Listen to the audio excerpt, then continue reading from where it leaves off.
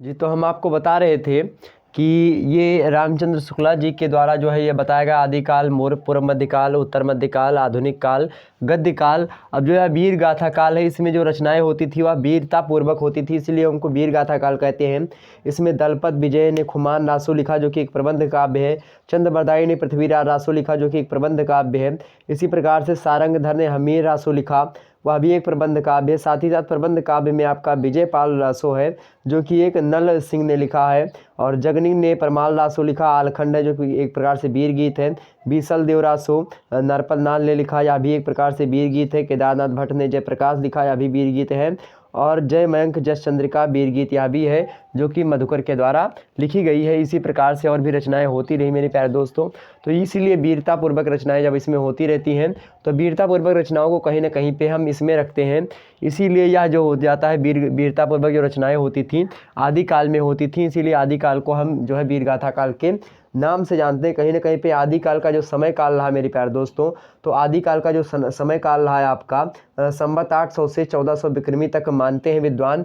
लेकिन अगर मैं बात करूं मेरे प्यारे दोस्तों, अगर मैं बात करूं जो है ईस्वी सन की, तो 743 से लगभग 1343 ईस्वी तक जो है इसकी शुरुआत हो जाती है। किससे? 743 से लेकर के आपका 1343 ईस्वी जो है तक जो है इसकी जो है शुरुआत मानी जाती है। किसकी? तो यह जो है आदिकाल की शुरुआत है। आदिकाल मतलब क्या होता है? वीरगाथा काल। और उसके बाद में मेरे प्यारे दोस्तों 1343 से 1643 ईस्वी तक कहीं ना कहीं पे आपका 1343 ईस्वी से लेकर के और 1643 ईस्वी तक लगभग जो है, या मेरे प्यारे दोस्तों अलग अलग किताबों में अलग अलग आपको मिल जाएगा, इसमें कोई आवश्यकता की बात नहीं, कहीं पर सीधे सीधे 50 50 75 75 मिलता है। तो ऐसे आप ऐसे ध्यान रखेंगे इसी के आसपास, क्योंकि ना तो एक दिन में पूरा का पूरा जो है समाज बदलता है, ना ही समाज बदलेगा तुरंत साहित्य बदल जाएगा। समाज को बदलने में भी समय लगता है और साहित्य को बदलने में भी समय लगता है, क्योंकि साहित्य जो बदलता है वो समाज के अनुरूप ही बदलता है, क्योंकि साहित्य जो होता है समाज का दर्पण होता है। तो कहीं ना कहीं पे ये होता है। उसके बाद में मेरे प्यारे दोस्तों, उसके बाद में 1643 ईस्वी से लेकर के 1643 ईस्वी से लेकर के लगभग आपका 1843 ईस्वी के आसपास तक जो है आपका चलता है कौन? उत्तर मध्यकाल अर्थात रीतिकाल चलता है।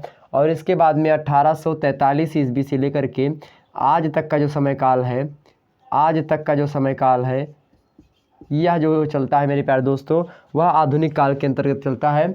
आधुनिक काल में भी कई काल आते हैं, अभी मैं उसको भी समझाने का प्रयास करूंगा। हालांकि ये सेकंड ईयर का पार्ट है आधुनिक काल क्या होते हैं, लेकिन थोड़ा बहुत अगर जान लेंगे तो सारी बातें आपको और भी क्लियर हो जाएंगी। आधुनिक काल में अगर मैं वैसे बताना चाहूँ आपका जो है भारतेंदु काल सबसे पहले आता है। और आधुनिक काल को हम गद्य काल के नाम से जानते हैं, चूँकि भारतेंदु युग में कुछ गद्य रचनाएँ होती रही हैं, जो गद्य रचनाएँ होती थी वह खड़ी बोली में होती थी। और जो आपकी काव्य रचनाएँ होती थीं आधुनिक काल में, वह रचनाएँ मेरे प्यारे दोस्तों ब्रजभाषा में हुआ करती थीं। तो कहीं ना कहीं पे भारतेंदु युग से ही नींव पड़ी किसकी? गद्य विधाओं की। गद्य विधाओं में आपका नाटक हो गया, निबंध हो गए, ये सब पुरानी जो कहानी कथा हो गई, ये सब रचनाएं जो है शुरुआत में होती रही मेरे प्यारे दोस्तों। एकांकी जैसी रचनाएं, निबंध और नाटक, ये मुख्य रूप से रचनाएं यहाँ पर लिखी जा रही थी आधुनिक काल में खड़ी बोली में। और भारतेंदु युग में प्रताप नारायण मिश्रा जी हो गए, या भारतेंदु जी स्वयं हो गए, बद्री नारायण प्रेमघन हो गए, इसी प्रकार से और भी विद्वानों ने लिखना प्रारंभ कर दिया। और यहाँ से आपका जो है गद्य काल की शुरुआत मानी जाती है। मित्रों यहाँ पर देखिए ये 1843 हमने लिखा है, इसके बहुत सारे इसमें मतभेद भी हैं। जैसे कोई 1850 से आधुनिक काल की शुरुआत मानते हैं और कोई 1857 से मानते हैं मेरे प्यारे दोस्तों। कुछ लोग 1843 से मानते हैं। जो 1843 से मानते हैं परंपरागत रूप से 43 करते चले आए हैं। 1850 से मानने वाले वह होते हैं जो कि 1850 ईस्वी में, चूँकि भारतेंदु जी का क्या हुआ था, तो भारतेंदु हरिश्चंद्र का क्या हुआ था? जन्म हुआ था मेरे प्यारे दोस्तों। और इन्हीं के जन्म के संबंध में जो है इन्हीं के नाम से एक युग का प्रारंभ होता है, उसका नाम है भारतेंदु युग। और भारतेंदु युग जो होता है कहीं ना कहीं पे वहीं से शुरुआत मान लेते हैं लोग आधुनिक काल की।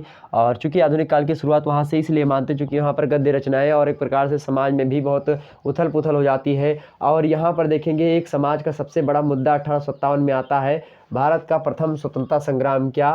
प्रथम स्वतंत्रता संग्राम।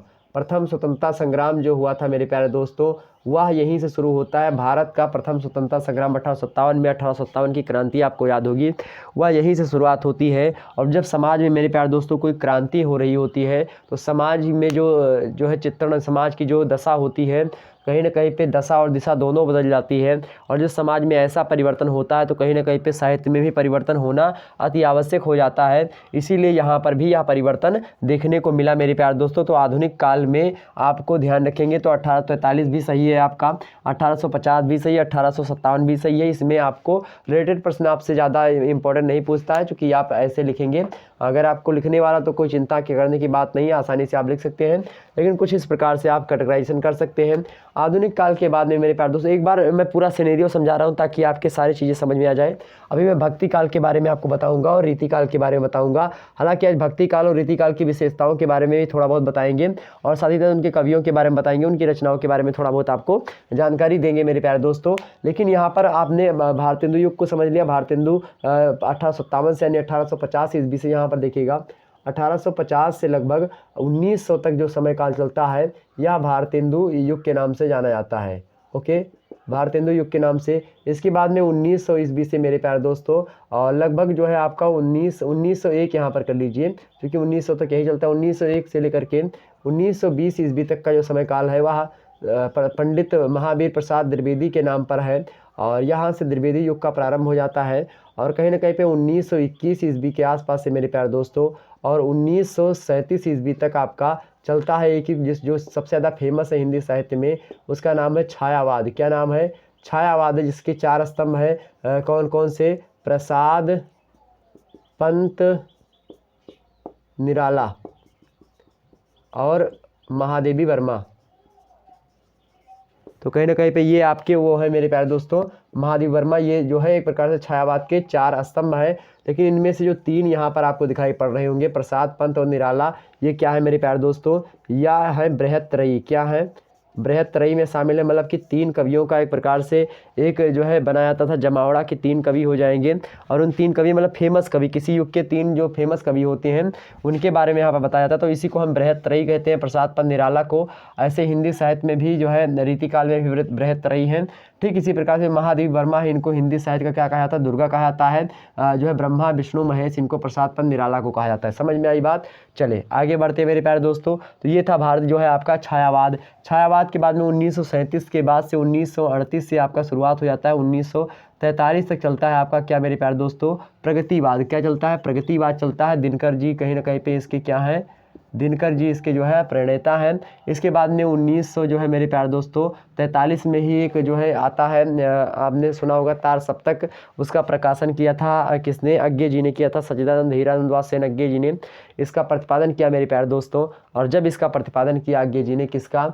तो अज्ञे जी ने प्रतिपादन किया किसका? तार सप्तकों का। तो प्रथम तार सप्तक 1943 से, तो कहीं ना कहीं 1943 से स्टार्ट हो जाता है आपका प्रगतिवाद और प्रयोगवाद। और प्रयोगवाद आपका चलता कब तक है मेरे प्यारे दोस्तों? प्रयोगवाद 1943 से लगभग 1900 जो है आपका 47 तक चलता है, मतलब स्वतंत्रता तक चलता है, मतलब और भी आगे तक चलता है। लेकिन यहाँ पर जो है मुख्य रूप से हिंदी साहित्य में इसको मान्यता उतनी नहीं दी जाती। तो 1947 तक कहीं ना कहीं पे इसकी समाप्ति हो जाती है।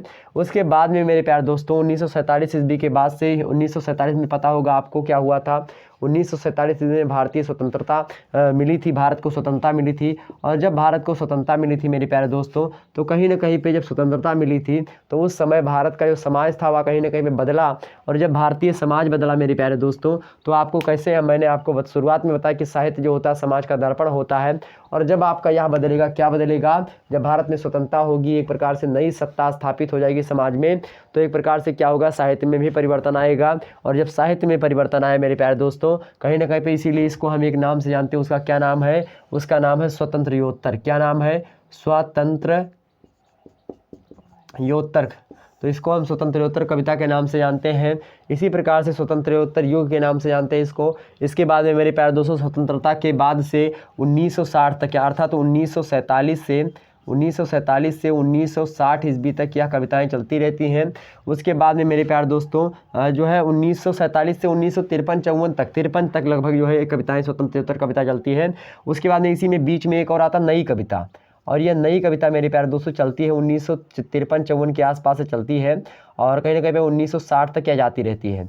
तो 1960 तक ये जाती है। उसके बाद में मेरे प्यारे दोस्तों एक और टर्म आता है, यहीं पर एक टर्म आता है उसके बाद में जो है, क्या उसका नाम है मेरे प्यारे दोस्तों, उसका नाम है सठोत्तरी कविता। क्या नाम है?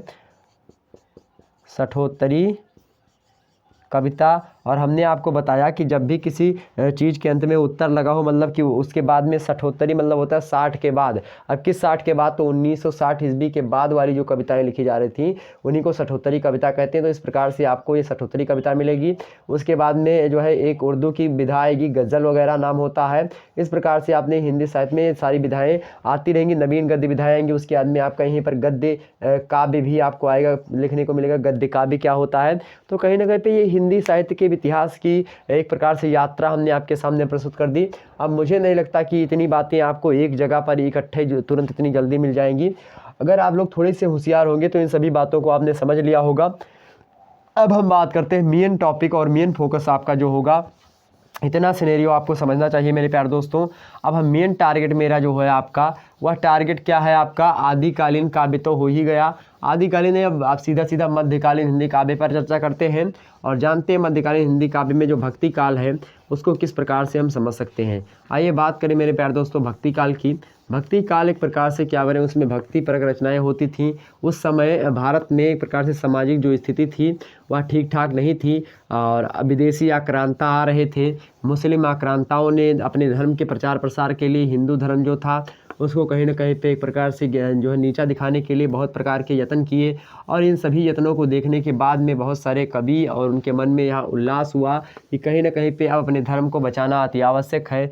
तो वहाँ पर लोगों ने वीरतापूर्वक रचनाओं को छोड़ा, और कहीं ना कहीं छोड़ा नहीं, कुछ रचनाएं तब भी होती रही भक्ति काल में भी, लेकिन जो है जिनकी अधिकता रही जिन रचनाओं की, वह रचनाएं हैं भक्ति परक रचनाएं। अब बात कर लेते हैं मेरे प्यारे दोस्तों भक्ति काल की फटाफट से। भक्ति काल की बात करने से पहले हम भक्ति के बारे में जान लेते हैं। भक्ति काल, यहाँ पर समझिए मेरे प्यारे दोस्तों भक्ति काल। अब भक्ति काल दो शब्दों से मिलकर के ना, भक्ति और काल। काल का मतलब क्या होता है? काल का मतलब होता है मेरे प्यारे दोस्तों समय। क्या होता है? काल का मतलब समय होता है। भक्ति का मतलब क्या होता है? भक्ति का मतलब होता है एक प्रकार से ऐसा माध्यम जिससे आत्मा और परमात्मा का मिलन हो, ऐसा माध्यम जिससे एक प्रकार से जो इन लोक का मानव है वह परलोक से मिले, परलोक के जो है जो विशेष शक्ति है, जो एक प्रकार से आध्यात्मिक सत्ता है, उससे जाकर के मिले। तो भक्ति वह माध्यम का कार्य करता है। भक्ति जो शब्द है उसकी उत्पत्ति किससे हुई है? भक्ति शब्द की उत्पत्ति भज धातु से हुई है, भज धातु से हुई है। अब मेरे प्यारे दोस्तों यहाँ पर एक सरमाया धातु, ये धातु क्या होता है? यह धातु क्या होता है मेरे प्यारे दोस्तों? तो धातु जो होता है आपका वह संस्कृत का क्या होता है? संस्कृत का एक प्रकार से क्या होता है? शब्द होता है। संस्कृत का शब्द या फिर संस्कृत का वर्ण बोल सकते हैं आप, वर्ण नहीं बोल सकते, संस्कृत का शब्द। तो संस्कृत के शब्द को हम क्या कहते हैं? धातु कहते हैं, या फिर वर्ण भी आप बोल सकते हैं, या फिर जो है अक्षर बोल सकते हैं।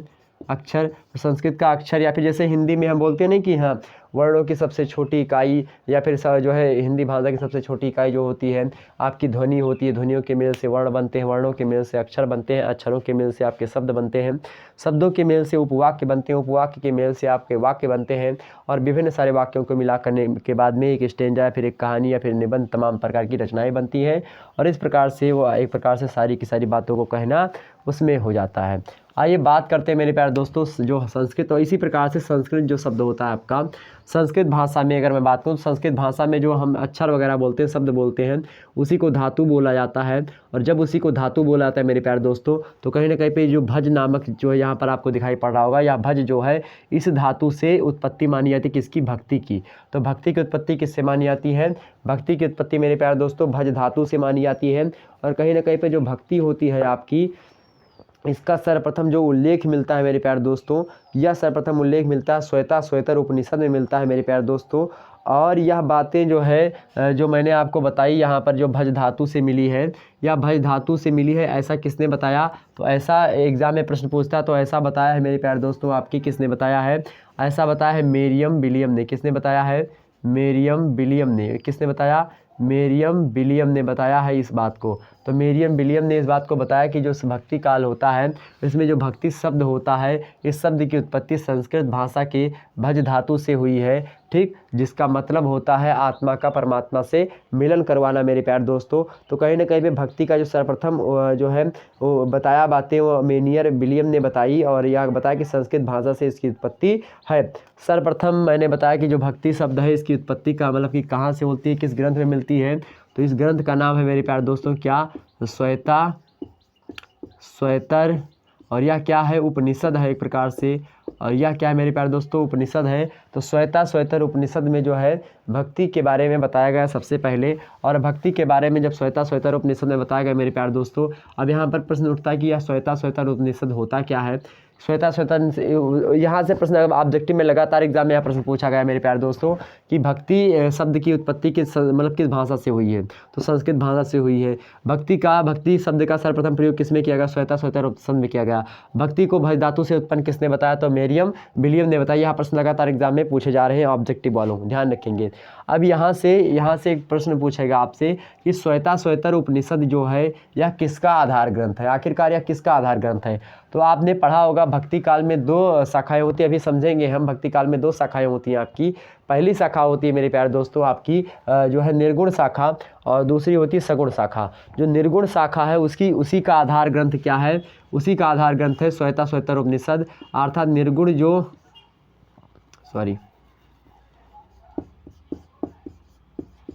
तो जो निर्गुण जो है शाखा होती है उसी शाखा का के प्रकार से क्या है यह, तो यह श्वेतर उपनिषद जो है ये क्या है, ये मेरे प्यारे दोस्तों यह आधार ग्रंथ है। क्या है, यह आधार ग्रंथ है किसका, श्वेतर उपनिषद जो है वह निर्गुण शाखा का, निर्गुण भक्ति शाखा जो होती है इसी का क्या है, आधार ग्रंथ है, मतलब कि प्राचीन स्रोत है। यहीं से इसकी पुष्टि होती है, श्वेतर उपनिषद में ही जो है निर्गुण शाखा जो होती है, अर्थात जो है जो निर्गुण और जो है सगुण होती है, निर्गुण वाला जो होता है और श्वेतर उपनिषद। अब यहाँ पर एक प्रश्न उठता है मेरे प्यारे दोस्तों, आपसे पूछ लिया जाए कि श्वेतर उपनिषद किस जो है शाखा का जो है आधार ग्रंथ है, तो निर्गुण शाखा का आधार ग्रंथ है मेरे प्यारे दोस्तों। अब यहाँ पर एक प्रश्न आपके मन में यह उठ रहा होगा कि जो भैया आप बताइए, आप सर जी आपने यहाँ नहीं बताया कि जो सगुण भक्ति शाखा होती है, जो सगुण शाखा है, सगुण भक्ति शाखा जो होती है इसका आधार ग्रंथ का क्या नाम है। तो इसके आधार ग्रंथ का नाम भी जान लीजिए मेरे प्यारे दोस्तों, क्योंकि यह भी इंपॉर्टेंट है, तो यह भी एग्जाम में लगातार प्रश्न पूछा था। तो इसका है मेरे प्यारे दोस्तों क्या हो सकता है आपका, श्रीमद् भगवत महापुराण। क्या, भगवत महापुराण। तो श्रीमद् भगवत महापुराण जो है किसका आधार ग्रंथ है, तो यह सगुण भक्ति शाखा का क्या है मेरे प्यारे दोस्तों, आधार ग्रंथ है। इसी से लगभग जितनी भी रचनाएं मिलेंगी आपको अधिकतर इसी से रिलेटेड मिलेंगी मेरे प्यारे दोस्तों, सगुण भक्ति शाखा में। समझ में आई बात। तो प्राचीन एवं जो आधार ग्रंथ है सगुण भक्ति शाखा का वह क्या है, श्रीमद् भागवत महापुराण है। यह बातें आपके समझ में आई। तो यहाँ से ऑब्जेक्टिव में लगातार एग्जाम में प्रश्न पूछे जा रहे हैं, इसलिए हमने आपको यहाँ पर फोकस करके हुए आपको सारी बातें बता दी मेरे प्यारे दोस्तों। आगे बढ़ते हैं और इन मुद्दों को हम समझने का प्रयास करते हैं। चले, ये सारी के सारे बातों को आप लोग नोट डाउन करते हुए चलिएगा मेरे प्यारे दोस्तों, क्योंकि यह सारे प्रश्न एग्जाम में पूछे जाएंगे। और मुझे नहीं लगता कि अगर यह जो वीडियो आप देख लेंगे, मतलब मुझे लगता है कि अगर यह वीडियो आप देख लेंगे तो कोई भी प्रश्न आपके एग्जाम में छूट करके नहीं जाएगा। आई होप आपकी सारी बातें समझ में आ रही मेरे प्यारे दोस्तों। अगर समझ में आ रही तो वीडियो को लाइक ज़रूर करिए, चैनल पर नए हैं तो सब्सक्राइब कर लीजिए, क्योंकि इसी प्रकार से वीडियो आपके सामने मैं लाता रहता हूँ। बीए फर्स्ट ईयर वालों, आप लोगों की खुशी की बात है कि आपको विस्तार से सारी बातों को समझाने का प्रयास शुक्ला एचडी पॉइंट करता रहा है और करता रहेगा। हिंदी साहित्य चाहे आप कुछ भी कि कहीं पर भी पढ़ रहे हो, हिंदी साहित्य को पढ़ने के लिए आपको थोड़ा समय देना पड़ेगा और बड़ी ही गंभीरता से, सुरम्यता से और बहुत ही आसानी से सारी बातों को समझने का प्रयास करना होगा। हिंदी साहित्य ऐसे आपके समझ में नहीं आएगी। ये सोचो कि मैं तेज़ी से आपको सारी चीज़ें बता दूं, तो ऐसा नहीं हो सकता। हालांकि हमने तेज़ी से ही सारी चीज़ों को बताने का प्रयास किया है। तो आपने समझा होगा कि एक ही वीडियो के अंतर्गत आपने हिंदी साहित्य के इतिहास के सिनेरियो के बारे में पूर्ण रूप से समझ लिया, सारी चीज़ों के बारे में समझा। और थोड़ा सा बच्चा इसको भी मैं समझाने का प्रयास करता हूँ कि भक्ति काल। अब शुरुआत यहाँ से करते हैं भक्ति काल। भक्ति काल को मेरे प्यारे दोस्तों दो शाखाओं में हम बांट करके पढ़ते हैं। पहली शाखा होती है आपकी जो है निर्गुण, और दूसरी होती है क्या, दूसरी होती है मेरे प्यारे दोस्तों सगुण। क्या होती है, निर्गुण होती है और दूसरी होती है सगुण। यहाँ पर पहले लिखेंगे मेरे प्यारे दोस्तों हम क्या लिखेंगे, निर्गुण। क्या लिखेंगे, निर्गुण शाखा, यहाँ पर थोड़ी बहुत जो है अगर मिस्टेक हो जा रही है वर्तनी तो उसको देख लीजिएगा, मैनेज कर लीजिएगा। अब इसमें ना कहीं सर जी आप हिंदी पढ़ाते हैं वर्तनी मिस्टेक हो रही है, वो हो जाती है इसे लिखने में। चले आगे देखते हैं। भक्ति काल में आपका जो है सगुण,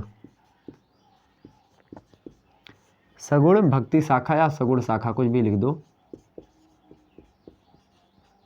चले तो सगुण जो है निर्गुण जो है भक्ति शाखा ही लिख देते हैं, नहीं तो आप लोग कहेंगे कि सर जी भक्ति नहीं लिखा आपने। चले तो निर्गुण भक्ति शाखा और सगुण भक्ति शाखा, इसी को धारा कहते हैं। निर्गुण भक्ति धारा, सगुण भक्ति धारा, या फिर युग, मतलब युग नहीं बोल सकते, सगुण भक्ति शाखा या फिर धारा आप बोल सकते हैं बड़े आसानी से। इसमें कोई आपको चिंता करने की आवश्यकता नहीं कि सर जी आपने शाखा लिखा, धारा क्यों नहीं लिखा।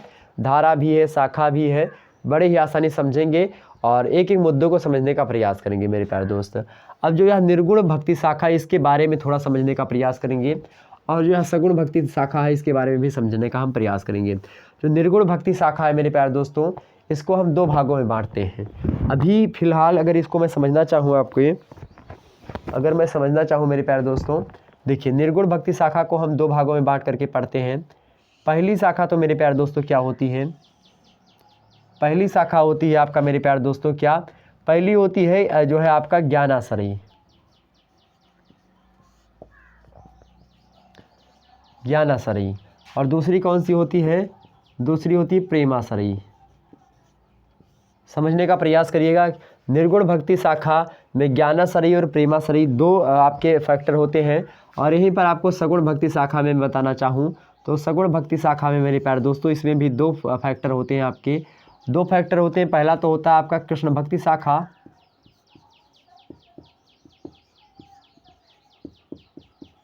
कृष्ण भक्ति शाखा, और दूसरा होता है आपका राम भक्ति शाखा।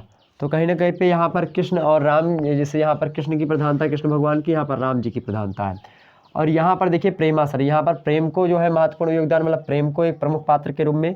और यहाँ पर ज्ञानाश्रयी, यह प्रेमाश्रयी या ज्ञानाश्रयी या कृष्ण भक्ति शाखा या राम भक्ति शाखा, इन चार कैटेगरी में बटा हुआ होता है आपका भक्ति काल मेरे प्यारे दोस्तों।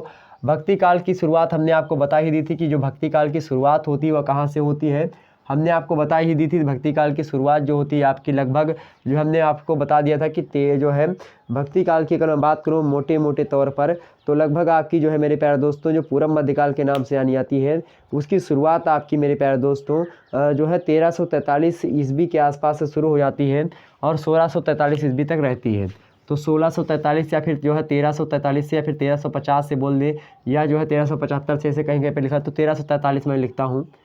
1343 ईस्वी से लेकर के आपका 1643 ईस्वी तक कहीं ना कहीं पे इसकी जो है शुरुआत मानी जाती है। अलग अलग बुकों में अलग अलग मिलता है, इस पर आपको डिबेट नहीं करना है, ओके। क्योंकि अलग अलग वहाँ पर मिलेगा, कहीं पर 1300 जो है 75 मिलेगा, कहीं पर आपको मेरे प्यारे दोस्तों 1300 जो है 50 मिलेगा, 1357 मिलेगा। तो इसमें आपको चिंता करने की आवश्यकता नहीं है। भक्ति काल आप समझ रहे होंगे, ओके।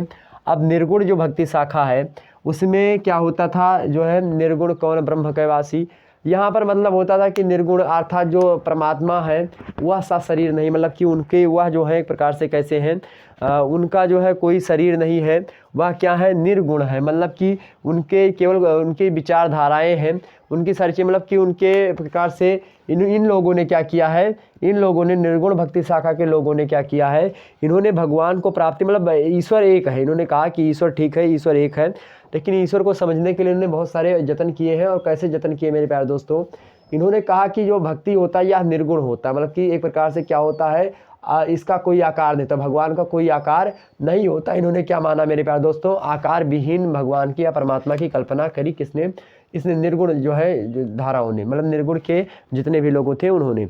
अब निर्गुण में मेरे प्यारे दोस्तों दो फैक्टर होते थे भगवान को प्राप्ति के, एक तो ज्ञान के माध्यम से लोग भगवान को प्राप्त करना चाहते थे, एक प्रेम के माध्यम से। और प्रेम वाले हैं मेरे प्यारे दोस्तों, इसमें सूफी संत वाले आ जाते हैं। तो प्रेम में आपकी सूफी काव्य धारा आ जाएगी। सूफी काव्य धारा में मेरे प्यारे दोस्तों एक सबसे महत्वपूर्ण चीज़ें होती हैं, प्रेमाख्यानक। क्या होती है, प्रेमाख्यानक। प्रेमाख्यानक कवि में सबसे महत्वपूर्ण अगर मैं बात करूं कुतुबन मंझन, उसके बाद में जो है मलिक मोहम्मद जायसी आपके हैं, साथ ही साथ शेख निसार जी हैं। तो ये सारे के सारे आपके प्रेमाश्रयी में आते हैं। यहाँ पर ज्ञानाश्रयी में मेरे प्यारे दोस्तों आपके आते हैं कौन, तो इसमें मुख्य भूमिका में आते हैं और भी लोग हैं, लेकिन कबीर दास जो हैं वह आपके सिलेबस के अकॉर्डिंग मैं बता रहा हूँ सारी चीज़ें। तो कबीरदास यहाँ पर मुख्य इंपॉर्टेंट भूमिका निभाएंगे।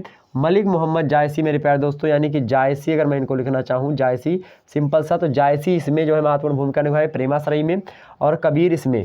अब समझने का प्रयास करिए, यहाँ पर ज्ञान का आश्रय लेकर के भगवान को प्राप्ति की जाती थी, कहाँ पर, ज्ञानाश्रय में। और इसके जो है एक प्रकार से कबीरदास जी जो है एक प्रकार से इसमें महत्वपूर्ण भूमिका निभाते हैं।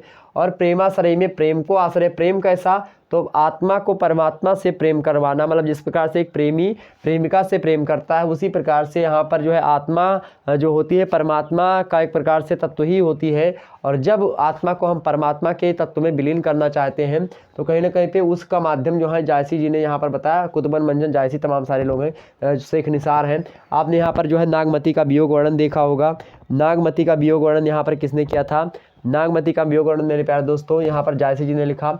आपने यूसुफ जुलेखा का विरह वर्णन देखा होगा। इन सभी लोगों ने अपने जो है प्रिय के प्रति में पति मतलब कि अपने जो प्रिय हैं उनकी याद में बहुत ज़्यादा जो है दुख झेला। यहाँ पर जायसी के रचनाओं में देखेंगे, चाहे शेख निसार की रचनाओं में देखेंगे, तो कहीं ना कहीं पे उन्होंने लोग मतलब 12 मासा लिखा। प्रेम आख्यानक मतलब होता है प्रेम में क्या हो जाता है, आख्यानक मतलब कि प्रेम में बहुत ज़्यादा पीड़ा जब होती है तो उसी ऐसी रचनाएं लिखी जा रही थी प्रेम आख्यानक।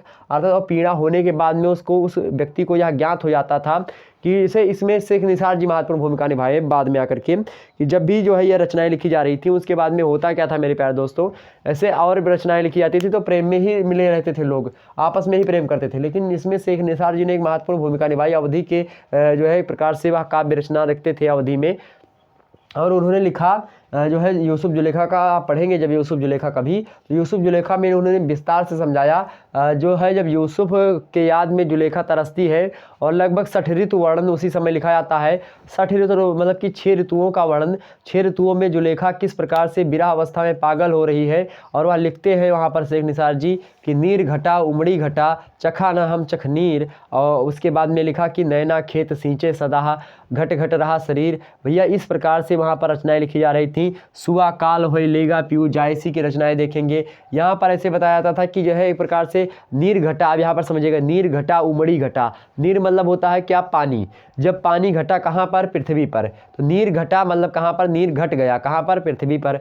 नीर घटा तो क्या हुई भैया, उमड़ी घटा। उमड़ी घटा मतलब क्या होता है कि बादल में जो है क्या हुए, आकाश में जो है बादल मड़ाने लगे, मतलब कि घटा एक प्रकार से छा गई आकाश में, तो उमड़ी घटा। अब कैसे घटा उमड़ी की, एक प्रकार से पृथ्वी का और बादल का प्रेम दिखाया जाता है। कहीं ना कहीं पे कवियों ने इसको दिखाने का प्रयास किया है। और जब कवियों ने मेरे प्यारे दोस्तों इसको दिखाने का प्रयास किया है तो कहीं ना कहीं पे यह बात भी आपको समझना पड़ेगा कि इसी प्रकार से जो है जुलेखा कहती थी कि जो है नीर घटा, जैसे पृथ्वी पर अगर नीर कमी हो गई नीर की, तो उसके याद के लिए उसका जो प्रिय है बादल है वह तुरंत जो है अपने जो है बादलों को लेकर के इकट्ठा हो गया है और वह पानी को बरसने के लिए तैयार हो गया, मतलब कि पृथ्वी के जो है दुख में आने के समय में। तो ऐसे आप क्यों नहीं आ जाते। उसने कहा कि अब भैया नीर घटा उमड़ी घटा चखा ना हम चखनीर, मतलब कि एक प्रकार से सभी लोगों के पास जब नीर कम होता है, फिर कोई पति का जो मतलब पत्नी जो होती है विरावस्था में होती है तो पति तुरंत चला आता है। लेकिन यहाँ पर थोड़ा उल्टा है, और उल्टा यह है मेरे प्यारे दोस्तों कि यह कहती है कि जो है नैना खेत सींचे सदा, मेरे आँखों से इतने ज़्यादा आंसू गिरते हैं कि उससे क्या होते हैं, 1-2 बीघा खेत जो है वैसे सींच जाते हैं। तो ऐसी जो है कल्पना करी है किसने, आपके मेरे प्यारे दोस्तों, उनका क्या नाम है, शेख निसार जी ने। और शेख निसार जी ने वहाँ पर लिखा है सारी चीज़ें कि जो है नैना खेत सींचे सदा और घट घट रहा शरीर, मतलब जब आंखों से आंसू गिरते हैं उसके, इस प्रकार से 2-2 बीघा 3-3 बीघा खेत जो होते हैं मोटर इंजन चलाने की आवश्यकता नहीं होती वैसे सींच जाते हैं। तो क्या होता है उसके शरीर से तो सब पानी वानी निकल रहे हैं, तो शरीर से ही पानी निकल रहे हैं। अब क्या होता है, पानी निकल रहा है शरीर से ही, मतलब आँख से ही पानी निकल रहा है, तो घट रही शरीर, मतलब उसका शरीर के जो है पसली केवल बची हुई है, मतलब हड्डी ही बची हुई है, बाकी सारा का सारा शरीर पानी के माध्यम से गल रहा है। अब भी आप नहीं आए, ऐसी जो है भावना रखती है कौन, आपकी जुलेखा। आपकी जुलेखा का है चले, तो वहाँ पर मतलब नायक की जो है नायिका जो होती जुलेखा यानी था जायसी जी ने जो वर्णित किया वहाँ पर, मतलब सॉरी शेख निसार जी ने। इसी प्रकार से जायसी जी ने जो है रत्नसेन राजा जो थे वो चले जाते हैं, तो उनके जो है याद में जो नागमती होती है वह विरह वर्णन करती। इस प्रकार से उन्होंने 12 मासा लिखा, और 12 मासा में बहुत सारी चीज़ों को उन्होंने बताया। 12 मासा में 12 महीने जो साल के होते हैं, तपई लागब जेठ अषाढ़ी, जेठ अषाढ़ सावन भादों, कुवार, कार्तिक, अगहन, पोष, माघ, इस प्रकार से जितने भी जो है अगहन जो है ये सारे के सारे जो माघ जो है महीने होते हैं, इन सारे महीनों में नागमती किस प्रकार से जो होती है विरहावस्था प्राप्त होती, विरहावस्था को विरह वेदना के बाण किस प्रकार से उसको सताते हैं, यह बातें जायसी जी ने लिखा है। तो कहीं ना कहीं पे प्रेम में बाद में क्या होगा, इसमें बाद में ये लोग सोचेंगे, जो नायिकाएं होती हैं या सोचेंगी कि इतना प्रेम अगर मैं परमात्मा से करती, इतना प्रेम मैं अगर अपने भगवान से करती तो कहीं ना कहीं मुझको मोक्ष की प्राप्ति हो जाती। मुझे जो है कहीं ना कहीं पे प्रेम ने क्या किया है, मेरा अपहरण किया, और मैं जो है एक दूसरे जो है क्षणभंगुर चीज़ों से प्रेम करना चाहिए, जो कि प्रकार से यहाँ पर पूर्ण रूप से सत्य नहीं है। प्रेम करना है मेरे प्यारे दोस्तों तो भगवान से करिए, क्योंकि मोक्ष की प्राप्ति वही करवाएंगे। यह बात यहाँ पर प्रेमाश्रय में दिखाई जाती है, और कहीं ना कहीं पे इसके माध्यम से प्रेमाश्रय में प्रेम के माध्यम से भगवान को प्राप्ति करने का एक साधक मतलब बताया गया है कि प्रेम जो होता है एक पवित्र बंधन होता है। इस बंधन में बंधने के बाद में भगवान की प्राप्ति हो जाती है, अर्थात आत्मा से प्रेम किसका, परमात्मा का। यहाँ पर इन चीज़ों को बताया गया है। कबीर का ज्ञानाश्रय जब देखेंगे मेरे प्यारे दोस्तों तो कबीर जो दास जी थे एक प्रकार से रहस्यवादी विचारधारा है। कबीर से एक प्रश्न पूछा था कि कौन से कवि ऐसे हैं जो कि कवि जो है कवि बाद में है और संत पहले हैं। तो कबीर भैया पहले संत है, बाद में क्या है जो है यह कवि है, ध्यान रखेंगे। कबीर समाज सुधारक पहले हैं। कबीर पहले क्या है, पहले समाज सुधारक है, उसके बाद में तो ध्यान रखें कबीर के बारे में अगर मैं बताना चाहूँ तो कबीर जो है पहले नंबर पे क्या होते हैं, आपसे पूछे तो पहले नंबर पे क्या है, समाज सुधारक है। कबीर पहले नंबर पे समाज सुधारक है। आपसे प्रश्न पूछेगा ऐसे कि कौन से कवि ऐसे जो पहले समाज सुधारक हैं। दूसरे नंबर पे वो क्या है, उसके बाद में मतलब कि लो वैलेशन में चलिए सीधे सीधे समाज सुधारक के बाद में कबीर क्या है मेरे प्यारे दोस्तों, समाज सुधारक के बाद में कबीर क्या है, एक प्रकार से संत है। और तीसरे नंबर पे उसके बाद में कबीर क्या है, उसके बाद में तब कवि है, ध्यान रखेंगे। तो कवि का नंबर इनके तीसरे स्थान पर आता है। तो कबीर जो है कवि बाद में है, पहले क्या है, संत है और समाज सुधारक है मेरे प्यारे दोस्तों। यह बात आपको पता होनी चाहिए। तो कबीर के बारे में सारी बातें हैं। कबीर एक प्रकार से इनकी जो भाषा होती थी सधुक्कड़ी भाषा का प्रयोग करते थे। सधुक्कड़ी भाषा क्या होती है मेरे प्यारे दोस्तों, समझिएगा थोड़ा। सधुक्कड़ी जो भाषा होती थी, सधुक्कड़ी जो भाषा होती थी इसका मतलब होता था साधु कड़ी, मतलब कि एक प्रकार से कड़ी किसकी होती थी, या साधुओं के बीच की कड़ी होती थी। और जो है एक प्रकार से ऐसी कड़ी जो कि साधुओं के बीच से इनको प्राप्त हुई। तो विभिन्न साधुओं के यहाँ पर जो कबीरदास जी थे वह जो है क्या जाते थे, जो है प्रवचन सुनने के लिए जाया करते थे। और जब प्रवचन सुनने के लिए कबीरदास जी जाया करते थे विभिन्न साधुओं के बीच में, अलग अलग साधुओं के जो है प्रभाव में आने के बाद में अलग अलग साधुओं के ज्ञानों को इन्होंने क्या किया है, एकत्रित किया और अपने अंदर समाहित किया। इस प्रकार से इन्होंने क्या किया, जिस भी भाषा में साधु लोग भाषा मतलब लिखते थे, जिस भी भाषा में वह कथा या कहानी या फिर जो भी उपदेश या ज्ञान देते थे उनको इसी भाषा में यह याद कर लेते थे। और याद करने के बाद में जो है वह अपनी जो है रचनाओं में साखी शब्द रामायणी अर्थात बीजक में लिखने का प्रयास करते थे। और इसीलिए इसकी भाषा को हम क्या कहते हैं, इनकी भाषा को सधुक्कड़ी भाषा कहते हैं। ध्यान रखेंगे सधुक्कड़ी मतलब साधुओं के बीच की रहने वाली भाषा। और इसी प्रकार से बहुत विभिन्न साधुओं के बीच में रहे ये, इसीलिए इसका कहा था पंचमेल खिचड़ी। क्या कहा था, पंचमेल खिचड़ी, मतलब तमाम प्रकार की भाषाओं की क्या है, खिचड़ी है। इनकी भाषा क्या है, खिचड़ी है मेरे प्यारे दोस्तों। खिचड़ी कब होती है, चावल उड़द और तमाम प्रकार की दालें उसमें मिला दी जाती है तो खिचड़ी बनती है। इसी प्रकार से जो कबीर की भाषा यहाँ पता नहीं लगता इनकी भाषा कौन सी है। कभी कहो ये अवधी में रचना लिख रहे हो, कभी कहो ब्रज में लिख रहे हो, कभी कहो इनकी रचनाओं में अपभ्रंश और अवहट्ट के कुछ तत्व आ जाएंगे, कभी कहो संस्कृत के भी कुछ तत्व इनके रचनाओं में देखने को मिलेंगे, कभी देखेंगे बुंदेली छत्तीसगढ़ी इधर उधर की तमाम भाषाएं इनके जो है अंदर आती रहती हैं। इसी प्रकार से बांगरू, खड़ी बोली, कन्नौजी, ब्रजभाषा, बुंदेली तमाम प्रकार की इनकी रचनाओं में मिलते रहेंगे मेरे प्यारे दोस्तों। तो कहीं ना कहीं पे ये जो कबीर दास हैं आपके पंचमेल खिचड़ी सधुक्कड़ी भाषा का प्रयोग करने वाले हैं। कबीर ने अपने संदर्भ में ही लिखा कि जो है मैं कागज़ छुए नहीं, कलम गए हो नहीं हाथ, मतलब कि हमने कागज़ को छुआ नहीं है, कलम जो है हाथ तक में नहीं पकड़ी है। ये कबीर के ही बातों से चलता है। मतलब कबीर जो है पढ़े लिखे बिल्कुल भी नहीं थे, लेकिन इनका ज्ञान कैसा था, ये कढ़े थे। क्या थे, ये पढ़े नहीं थे, ये कढ़े थे मेरे प्यारे दोस्तों। और उसी कढ़े के चक्कर में इन्होंने बहुत सारी रचनाएँ लिख डाली। इनकी रचना जो सबसे फेमस मैं बात करूँ इनकी रचना के बारे में, बीजक है मेरे प्यारे दोस्तों। और बीजक से प्रश्न पूछा आता है मेरे प्यारे दोस्तों, बीजक किसकी रचना है, तो बीजक आपके कबीर दास की रचना है। इसमें क्या होते हैं मेरे प्यारे दोस्तों, 3 भाग हैं बीजक में, इसको भी समझने का प्रयास करिएगा। यहाँ पर सबसे पहला जो भाग है आपका, इसका नाम है क्या, साखी। दूसरा क्या है, दूसरा है मेरे प्यारे दोस्तों शबद। और आपका जो है तीसरा क्या है, रामायणी। क्या है, रामायणी है। बड़े ध्यान समझिएगा, अभी और भी आगे हम जो है आपको बताने का प्रयास करेंगे। तो साखी, सबद और रामायणी यह बीजक के 3 भाग हैं। साखी का मतलब आपसे एग्जाम में पूछा गया था 2018 के प्रश्न में कि साखी का मतलब क्या होता है। साखी का मतलब क्या होता है? साक्षी। क्या मतलब होता है? साखी का मतलब क्या होता है? साक्षी। या साक्षी जो शब्द होता है संस्कृत का क्या है? तत्सम शब्दावली है। और संस्कृत का तत्सम शब्दावली का प्रयोग जो होता था वह एक प्रकार से इन्होंने नहीं किया। और साखी छा जो होता है, जो तत्सम शब्दावली संस्कृत का छा जो होता है, जब हिंदी में आता था वो खा बदल जाता है। इसी प्रकार से आपने देखा होगा क्षीर, एक शब्द आपने पढ़ा होगा क्षीर, और इसी को आप जब आते हैं हिंदी में तो खीर बन जाता है। तो क्षीर क्या है? तत्सम शब्द है, और खीर क्या है? आपका तद्भव शब्द है। किसी दिन तत्सम और तद्भव पर मैं बता दूंगा कि तत्सम क्या है, तद्भव क्या है। तो यहाँ पर जो है एक प्रकार से जो साखी है आपका, यह क्या है? तद्भव शब्दावली है। तद्भव मतलब होता है कि यह संस्कृत भाषा का बिगड़ा हुआ रूप है। और एक प्रकार साक्षी जो है आपका, यह तत्सम शब्दावली, मतलब कि तत्सम मतलब उसी के समान, तत् मतलब होता है उसी, और सम मतलब होता है उसी के समान। समझ में आई बात? तो तत्सम का मतलब सीधे सीधे कि मतलब संस्कृत भाषा के समान। तो साक्षी शब्द होता है संस्कृत का सीधा सीधा शब्द, और साखी जो होता है उसी का क्या है? तद्भव शब्द है। आगे देखते हैं सबद। सबद का मतलब सीधा सीधा यह यहाँ पर जो है अवधी भाषा का प्रयोग है सबद, ठीक, सीधा सीधा। तो यहाँ पर आपको सीधे सीधा मतलब यहाँ पर लिखाना पड़ेगा शब्द। तो शब्द का मतलब होता है शब्द। ओके, तो आपसे एग्जाम में प्रश्न पूछा गया 2019 में कि शब्द का मतलब क्या होता है। 2020 में कहीं ना कहीं पे आपको प्रश्न यहाँ देखने को मिला होगा कि रामायणी का अर्थ क्या होता है। शायद 18 में भी ये रामायणी का अर्थ पूछा गया था। तो यहाँ पर रामायणी का मतलब होता है रामायणी। क्या? रामायणी। रामायणी समझिए, रामायणी। रामायणी मतलब क्या? राम आईनी, राम का आईना। क्या? राम का आईना मतलब क्या? रामायणी।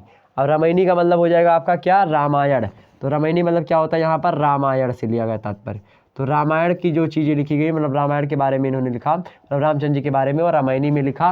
तो कहीं ना कहीं पे कबीर के गुरु रामानंद जी ही थे, तो कहीं ना पे राम जी का प्रभाव भी इन पे पड़ा। इन्होंने विभिन्न जो है धर्मों के समूह में विभिन्न धर्मों की जो है एक प्रकार से क्या की है? व्यंग प्रस्तुत किया। उन पर ऊपर जो रूढ़िवादी विचारधारा थी उनको विभिन्न प्रकार से इन्होंने बताने का प्रयास किया मेरे प्यारे दोस्तों। तो कहीं ना कहीं पे इनके समझने के लिए हम भी और तमाम सारे मुद्दों को समझने का प्रयास करेंगे।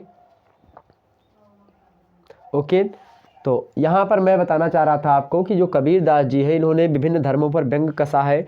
और यह बातें उस समय, जिस समय कबीरदास जी कह रहे थे, वह बातें केवल इंडिया में ही अवेलेबल थी। इंडिया में भी इन बातों को हम कह सकते थे। आपने बहुत सारे जो है पाश्चात्य विचारकों को देखा होगा, उन्होंने जो रचनाएं लिखी, या फिर कोई चीज़ विज्ञान की चीज़ें अगर लिखते थे, वहाँ पर वैज्ञानिक लोग न्यूटन वगैरह, आइंस्टीन वगैरह जो भी थे, वह जो विद्वान थे, वह कोई बातों को लिखने जो है कहने से पहले, विज्ञान को बताने से पहले वह क्या करते थे? पहले एक बार जो है पादरी वगैरह से पूछ लेते थे, चर्च से, कि जो है यह बातें मैं लिख दूँ, आपके खिलाफ तो नहीं। तो ऐसे मतलब दब के वहाँ पर लिखना पड़ता था। लेकिन कबीर जो थे एक प्रकार से खुले मन से जो भी मन में आता था लिखते थे। इसी संदर्भ में एक जो है विद्वान ने कहा कि कबीर अगर यहाँ पर जो है यूरोप में होते तो लगता है कबीर जो है मतलब कहीं ना कहीं पे इनको मरवा दिया जाता उस समय। ऐसी जो है विचारधारा लोगों ने बताई कि कबीर जो जिस प्रकार से इंडिया में लिखते थे, इस प्रकार से आप यूरोप में सॉरी, यूरोप में नहीं लिखने के योग्य होते। इतनी बात समझ में आई। तो कबीर कहीं ना कहीं पे आपने इन्होंने कहा जो है किसके बारे में? इन्होंने हिंदू धर्म के बारे में एक व्यंग कसा कि पाहन पूजे हर मिले तो मैं पूजूं पहाड़, ताते तो चकिया भली पूजी का संसार। इन्होंने जो है हिंदू जो है संस्कार में, हिंदू में जो पूजा करने की शैली होती है, जो पत्थर मतलब कि भगवान शंकर को पत्थर मान करके पूजा करते हैं हम लोग, तो वहीं पर इन्होंने एक जो है तंज कसा कि अगर पत्थर पूजने से अगर भगवान की प्राप्ति होती तो मैं पहाड़ को पूजूंगा आज से। और इसे इन सभी से जो चक्की भली होती, जो चक्की से जो है आटा पीसा जाता है, तो उस चक्की सबसे भली, जिससे मतलब उस चक्की से सभी आटा पीस करके सभी पीस का संसार, सभी लोग उससे आटा खाते हैं। तो कहीं ना कहीं पे वह भी जो है उससे भली है, भगवान का जो है रूप है। तो कहीं ना कहीं पे कबीरदास जी ने यह बताया। लेकिन यहाँ पर यह प्रासंगिक उतना नहीं होता है, मैं इसके लिए जो है कहना चाहता हूँ, लेकिन कोई बात नहीं, बड़े संत महात्मा हैं, उन पर जो है ऐसी बातें कहना उचित ना होगा। चलें आगे बढ़ते हैं और मुद्दों को समझने का प्रयास करते हैं। हालांकि मैं हिंदू धर्म में जो मूर्ति पूजा होती है, इसके संदर्भ में एक बात मैं आपको बता दूं। मूर्ति पूजा इसलिए होती है मेरे प्यारे दोस्तों हिंदू धर्म में, चूँकि मन जो होता है आपका बड़ा ही चंचल होता है। मनम ही चंचलम कृष्णम। तो मन जो होता है, गीता में भगवान श्री कृष्ण ने अर्जुन से कहा कि हे अर्जुन, यह मन जो होता है बहुत चंचल होता है, क्षण भर में बदलता है, क्षण भर में इधर जाता है, क्षण भर में उधर जाता है, मन का कोई भरोसा नहीं है। इसलिए अपनी आत्मा की आंखों को खोलो और देखो ये सारे के सारे जो आपके सामने खड़े हैं यह क्या है, यह महारथी हैं और इनसे युद्ध करो, यही तुम्हारा परम एवं चरम कर्तव्य है। मेरे प्यारे दोस्तों, यह बताया गीता में भगवान श्री कृष्ण ने। यहाँ पर मैं आपको बताना चाहता हूँ मूर्ति पूजा क्यों करी जाती है। मूर्ति पूजा इसलिए करी जाती है हिंदू धर्म में, पत्थर इसलिए पूजा जाता है ताकि जब भी हम भगवान के शरण में जाएं, जब भी उनकी पूजा अर्चना करने के लिए हम पहुँचे मेरे प्यारे दोस्तों, तो हमारा जो सारा का सारा ध्यान हो वह किस पर केंद्रित हो, मूर्ति पर केंद्रित हो, अर्थात जो हमारा मन हो वह कहीं पर भगने न पाए। मन को केंद्रित करने के लिए एक माध्यम की आवश्यकता होती है और उसी माध्यम के रूप में हमने मूर्ति पूजा करने का प्रारंभ किया। ध्यान रखेंगे मेरे प्यारे दोस्तों, यह है मूर्ति पूजा का कॉन्सेप्ट, वैज्ञानिकता पर आधारित है आपका हिंदू धर्म। मैंने आपको बताया था कि जो है न्यूटन से पहले दिया तुलसीदास जी ने क्या, तुलसीदास जी के बारे में भी बताएंगे तो उसमें हम बता देंगे ये बात भी। तो यहाँ पर ध्यान रखेंगे, तो मूर्ति पूजा मतलब जैसे जिस प्रकार से ध्वनि को संचरण करने के लिए एक माध्यम की आवश्यकता होती है, मैं आपको पढ़ा रहा हूँ और मेरे और आपके बीच में जो तारतम्य है, जो माध्यम का कार्य कर रहा है, कौन कर रहा है, यह फ़ोन कर रहा है मेरे प्यारे दोस्तों। तो कहीं ना कहीं पे मेरे और आपके बीच में जो माध्यम का कार्य कर रहा है, फ़ोन कर रहा है। और कहीं ना कहीं पे इसी प्रकार से जब आप जो है वातावरण में निर्वात में चले जाते हैं तो हमारी जब हम आवाज़ बोलते हैं तो कहीं ना कहीं पे आवाज़ें जो होती है हमारी जो है दूसरे तक नहीं पहुंच पाती हैं। आपने देखा होगा स्पेस स्टेशन में आवाज़ें नहीं जा पाती, उसके लिए अलग एक प्रकार से माहौल बनाना पड़ता है, वातावरण बनाना पड़ता है। तो कहीं ना कहीं पे जिस प्रकार से आप निर्वात में कोई चीज़ नहीं प्राप्त कर सके, निर्वात में आपका मन इधर उधर भटकेगा, लेकिन अगर मान लेते हैं अगर वहीं पर हम एक वातावरण क्रिएट कर दें और एक ध्यान केंद्रित कर दें, एक माध्यम का निर्माण कर दें, अब चाहे माध्यम ठोस हो, चाहे द्रव हो, चाहे गैस हो, किसी भी माध्यम का हम जो है वहाँ पर कर दें, ध्वनि बड़ी आसानी से संचरण कर लेगी। इसी प्रकार से मूर्ति एक प्रकार से माध्यम है हमारे और मतलब भगवान के बीच में तारतम्य स्थापित करने का, एक प्रकार से माध्यम का कार्य करता है। जिस प्रकार से रोड कार्य करता है किसी व्यक्ति को जाने के लिए, जिस प्रकार से मेरे प्यारे दोस्तों या मोबाइल कार्य कर रही है हम तक आप तक पहुँचने के लिए, इसी प्रकार से जो मूर्ति होती है यह क्या करती है, आपके ध्यान को केंद्रित करती है और भगवान के प्रति मन लगाने में क्या करती है, हमारी सहायता करती है। इसलिए मूर्ति पूजा की जाती है। तो यह बात जो है हिंदू धर्म में बताई गई। कबीरदास जी ने इसका जो है खुलकर विरोध किया, मूर्ति पूजा का भी विरोध किया है। इन्होंने मुस्लिम धर्म पर भी तंज कसा कि जो मुस्लिम धर्म के लोग जो है जो मस्जिदों पर एक जो है अजान वगैरह करते नहीं, वहाँ पर जो है मैक वगैरह लगा करके जो है रात में दिन में जब भी मतलब जो भी उनका कॉन्सेप्ट हो, तो उस पर भी इन्होंने तंज कसा कि क्या बहरा हुआ खुदा है, क्या जो खुदा है वह बहरा है, उसको सुनाई नहीं देता है। इस प्रकार से उन्होंने इसमें बताया। तो कोई भी धर्म को छोड़ा नहीं कबीरदास ने। इन्होंने बहुत प्रकार से लोगों को जो है रूढ़िवादी विचारधारा या फिर जो भी कुछ था उनको जो है इन्होंने क्या करा है कबीरदास जी ने उनको मिटाने का प्रयास किया। जो समाज में चली आ रही जो है कुसंगति या फिर विसंगति थी वो सभी को जो है ख़त्म करने का प्रयास किया, रूढ़िवादी विचारधारा को ख़त्म करने का इन्होंने प्रयास किया और एक प्रकार से नई दार्शनिक पद्धति का प्रयोग करना चाहा है। ओके, तो कबीरदास से रिलेटेड इस प्रकार से सारी बातें थी जो हमने आपको बता दी। अब बात करते हैं मेरे प्यारे दोस्तों प्रेमाख्यानक प्रेमाश्रय, इसको हमने जायसी वगैरह के बारे में आपको बता ही दिया सारी चीज़ें। अब यहाँ पर हम बात करते हैं कृष्ण भक्ति शाखा और उसके बाद में राम भक्ति शाखा, उसके बाद में हम बात करेंगे उसके बाद में रीतिकाल के बारे में नेक्स्ट वीडियो में। ओके, तो यहाँ पर जो है विशेषताओं के बारे में अगर मैं बात करूँ, विशेषताओं के बारे में बात करूँ तो यहाँ पर भक्ति संबंधित विशेषताएं होती थी और लोगों यहाँ पर जो सामाजिक प्रभाव राजनीतिक प्रभाव ऐसे थे कि उस समय ऐसी रचनाएं लोग किया करते थे। इसी संबंध में आचार्य रामचंद्र शुक्ला जी ने भी बताया कि जो है एक प्रकार से जो भारतीय थे वह एक प्रकार से डरे हुए थे इस समय और इनके धर्म पर जो है उंगली उठाई जा रही थी, इसलिए जो है यहाँ पर ऐसी भक्ति काल का शुरुआत मानी जाती है। तो आपसे अगर पूछा जाए भक्ति काल की शुरुआत जो है किसने माना, मतलब ये एक व्यक्ति ने माना कि जो भक्ति आंदोलन है या फिर भक्ति काल है वह ईसाइयत की देन है। भक्ति आंदोलन किसकी देन है, ईसाइयत की देन है, या कथन किसका है। एक प्रश्न यहाँ पर हमने आपसे पूछा भी था। तो हिंदू धर्म में जो मतलब जो भक्ति काल है या ईसाइयत के देन है कथन कहा था जॉर्ज ग्रियर्सन ने। किसने कहा था, जॉर्ज ग्रियर्सन ने कहा था। और जॉर्ज ग्रियर्सन जो है इन्होंने हिंदी साहित्य के इतिहास को लिखने का भी प्रारंभ किया है। सबसे पहले हिंदी साहित्य पूछा था कि किसने लिखना प्रारंभ किया, तो गारसा दत्तासी ने हिंदी साहित्य का लेखन सबसे पहले प्रारंभ किया था। उसके बाद में जॉर्ज ग्रियर्सन, मिश्र बंधु इत्यादि लोगों ने लिखा। रामचंद्र शुक्ला जी का सबसे फेमस है और सबसे अधिक वैज्ञानिकता पर आधारित है किसका, रामचंद्र शुक्ला जी का। ओके, ध्यान रखने का प्रयास करेंगे इतनी बात। आगे समझते हैं मेरे प्यारे दोस्तों अगले मुद्दे को, जो है आपका कृष्ण भक्ति शाखा। कृष्ण भक्ति शाखा में मेरे प्यारे दोस्तों सबसे महत्वपूर्ण जो भूमिका निभाते हैं आपके पाठ्यक्रम में जो संकलित है उन्हीं का नाम मैं लिखूंगा। यहाँ पर जो आपके पाठ्यक्रम में संकलित है मेरे प्यारे दोस्तों सूरदास और प्लस जो है आपके अष्टछाप के सदस्य भी है आपके सूरदास। यहाँ पर अष्टछाप भी अगर लिख देंगे तो कोई जो है दिक्कत की बात नहीं होनी चाहिए। तो अष्टछाप भी जो है कहीं ना कहीं पे अष्टछाप के कभी इसको विट्ठलनाथ ने बनाया था। और विट्ठलनाथ जो थे आपके, विट्ठलनाथ ये व्यक्ति जो है मेरे प्यारे दोस्तों, इनका नाम, इनके जो है पिता का नाम है वल्लभाचार्य। क्या नाम है? जो है वल्लभाचार्य। और यह वल्लभाचार्य वो व्यक्ति है मेरे प्यारे दोस्तों जो कि सूरदास के क्या हैं?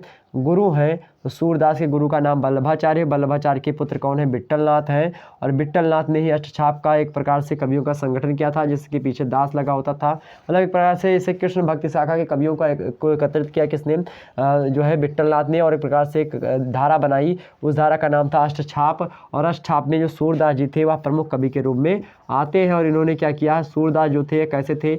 जन्मान थे। जन्मान होते हुए भी इन्होंने ऐसी ऐसी रचनाएं लिखी हैं जिन रचनाओं को पढ़ने के बाद में मेरे प्यारे दोस्तों, जिन रचनाओं को पढ़ने के बाद में आप यह नहीं कह सकते और उसको समझने के बाद में आप यह बिल्कुल भी नहीं कह सकते कि सूरदास जी जो थे वह जन्मान थे। इन्होंने ऐसी ऐसी रचनाएं लिखी हैं कि निस दिन बरसत नयन हमारे, हंस सुता की सुंदर कगरी और कुंजन की छाही। इसी प्रकार से इन्होंने और भी बातों को लिखने का प्रयास किया है। तो मेरे प्यारे दोस्तों कहीं ना कहीं पे आपको कृष्ण भक्ति शाखा से संबंधित सूरदास जी ने महत्वपूर्ण भूमिका निभाई है, इसको हम समझने का प्रयास करेंगे। तो सूरदास जी जो है जन्मांध थे, आपको पता होगा जन्मांध मतलब होता जन्म से ही अंधे थे। इन्होंने बहुत सारी रचनाएं लिखी कि जो है इन्होंने लिखा कि जो है उधो मोहि ब्रज बिसरत नाही, हंस सुता की सुंदर कगरी अर कुंजन की छाही। इसी प्रकार से इन्होंने लिखा कि कहत कत परदेसी की बात।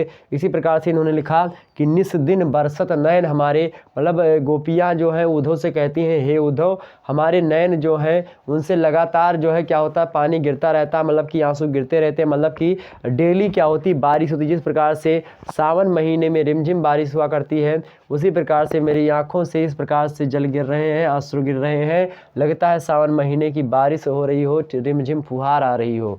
तो ऐसी बातें बताई कि इन्होंने, ऐसी बातें सूरदास जी ने लिखी हैं। और इनकी रचनाओं को पढ़ने के बाद में यह लगेगा कि हाँ इन्होंने सारी दुनिया को देखा है अंतरात्मा से। ओके, तो ध्यान रखेंगे मेरे प्यारे दोस्तों। आगे इन्होंने लिखा कि कंचुक पट निस दिन बरसत नयन हमारे। उसके बाद में आगे की चौपाई है, एक जो है बड़ी फेमस चौपाई है कि कंचुक पट सूखत नहीं कबहू उर बिच बहात पनारे। मतलब कंचुक पट मतलब होता है एक प्रकार से उपवस्त्र जो स्त्रियां यहाँ पर पहनती हैं, जो उपवस्त्र होता है। तो यहाँ से जब आंसू गिरते हैं गोपियों के, और आंसू गिरते रहते तो एक प्रकार से यहाँ पर जो है ऐसे ऐसे बह करके ऐसे आते हैं, और एक प्रकार से उर बिच बहात पनारे, मतलब यहाँ से होकर के जो है आंसू जो होते हैं वह बहते रहते हैं। मतलब कि ऊपर का जो उपवस्त्र होता है वह गोपियों का हमेशा भीगा रहता है। किन्नी से जो है कंचुक पट सूखत नहीं हो, कंचुक पट अर्थात जो उपवस्त्र है वह कभी सूखता नहीं है, वह हमेशा भीगा ही रहता है। और उसके बीच से क्या होता है? पनारे जो है बहने लगते हैं। जिस प्रकार से जब पानी का महीना, मतलब बारिश का महीना होता है और छत पर आप देखते होंगे एक पनारा आपने बनाया होगा, तो छत का सारा पानी एक पनारे से आता है। इसी प्रकार से दोनों आंसुओं का जो पानी है वो आकर के यहीं पर मिलता है, और इस प्रकार से एक प्रकार से पनारे के रूप में ऐसे हमेशा बहते रहता है। तो यह बातें जो है किसने बताई? यह बातें सूरदास जी ने बताई। तो सूरदास कहीं ना कहीं पे आपकी कृष्ण भक्ति शाखा से प्रेरित हैं। और सूरदास जी अपने आप को एक प्रकार से यहाँ पर साख्य भक्ति आपको देखने की मिलेगी। तो आपसे पूछेगा सूरदास जी ने कृष्ण भगवान को क्या माना, मतलब कि इनकी भक्ति कैसी है? तो सूरदास की भक्ति कैसी है? सखा भक्ति है, मतलब सखा भाव वाली भक्ति है। तो सूरदास की भक्ति कैसी है? साख्य भक्ति है या फिर सखा भाव है। राम भक्ति में जो तुलसीदास जी की भक्ति है मेरे प्यारे दोस्तों, वह तुलसीदास जी की भक्ति कैसी है? वह दास्य भक्ति। कैसी भक्ति है?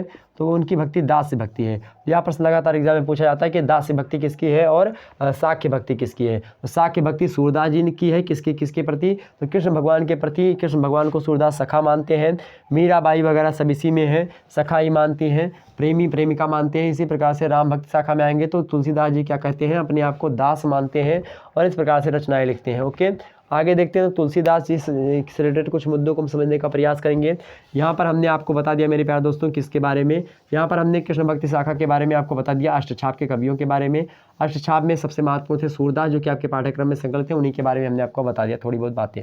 अब जब विस्तार से हमने एक ध्यान रखेंगे, इससे संबंधित जो ऑब्जेक्टिव वीडियोस हैं उसको हमने अपलोड कर दिया है। वो सारे के सारे ऑब्जेक्टिव जो वीडियो होते हैं वो अपलोड है, आप उसको देख सकते हैं। कबीर से संबंधित वीडियो अपलोड है, जायसी से संबंधित वीडियो अपलोड है, सूरदास संबंधित है, कबीरदास जो है तुलसीदास से संबंधित है, रहीम है, केशव है जो है, और उसके बाद में आपके भूषण है, और इसी प्रकार से और भी लोग आपके सम्मिलित हैं। ध्यान रखेंगे कबीर जो है, कबीर को वाणी का डिक्टेटर कहा जाता है।